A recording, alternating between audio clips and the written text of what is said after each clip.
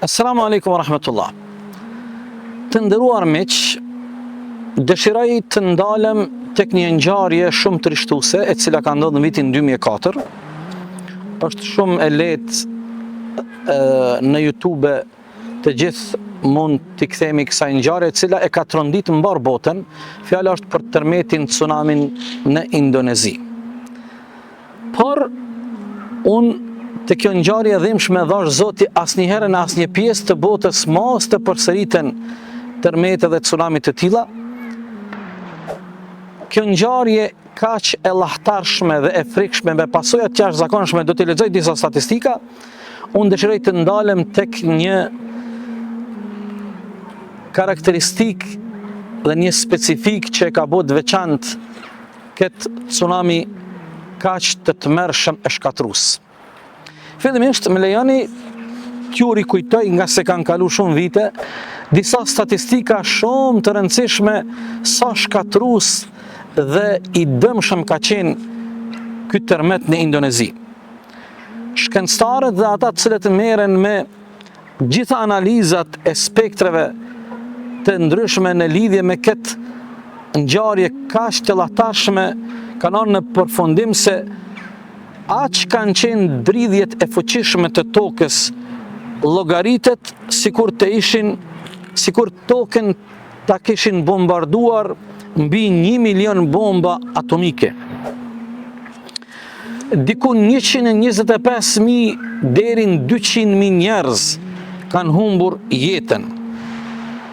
Është interesante në këto brigje, në këto ishuj, në këto pjesë të detit, ka pas një jetë për plot shfrenim, që nuk dua të ndalem tek shfrenimet e asaj jete që turistë nga e gjithë bota kanë ardhur dhe janë zhytur në shfrenimet e tyre.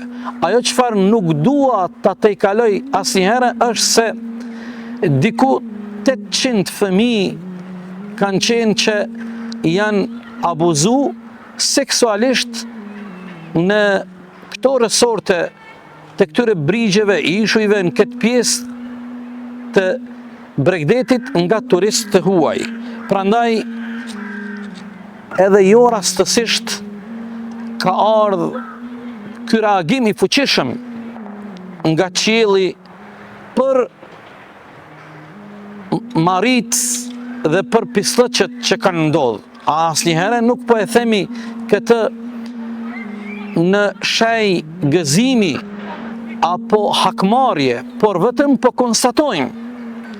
Ndërsa ajo çfarë dua ta nënvizoj dhe që i ka mahnit gjithë studiusit që janë marrë me analizat e kësaj ngjarje është se në krejt këtë shkatrim dhe në këtë perimetër të madh të dëmeve, shkatrimeve që kanë ndodhur gjatë atij tërmeti tsunami të fuqishëm, nuk kanë ngordh asnjë kafsh.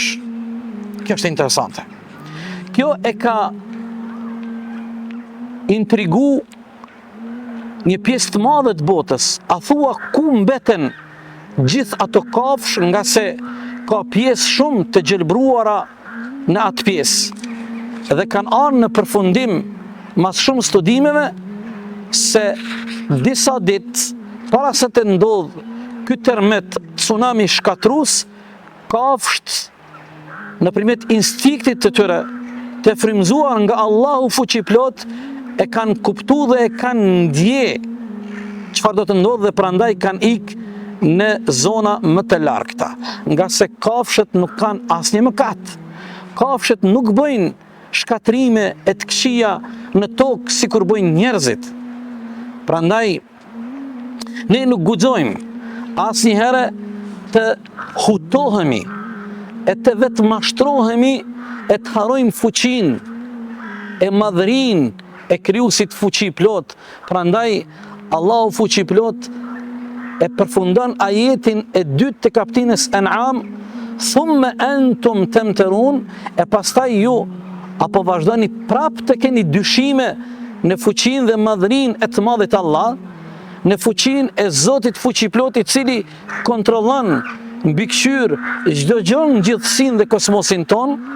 Prandaj asnjëherë nuk duhet të harrojmë se është një fuqi absolute, është ai I cili kontrollon mbikëqyr, vëzhgon dhe diktohet çdo gjë në bazën e vullnetit, dijes, dëshirës dhe caktimit të madhit Allah fuqiplot. Allahu na udhëzoft në rrugë të mira, në rrugë të mbarë, na frymëzoft drejt punëve të mira, punëve fisnike e punëve të mbara. Amin.